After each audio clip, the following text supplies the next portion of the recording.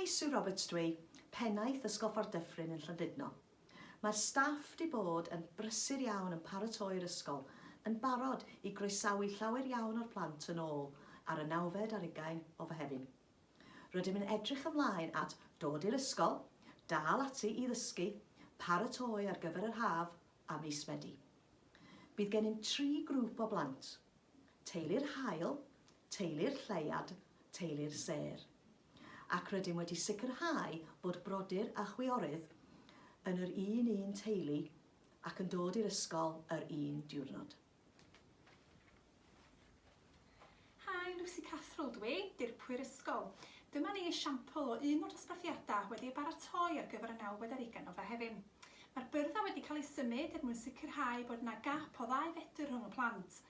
Bydd pob plentyn yn eistedd wrth ymyl yr un desg bob tro, ac mae ganddynt le ar gyfer eu potel dŵr, bocs bwyd a pecyn dysgu sy'n cynnwys yr holl adnoddau maen nhw ei angen.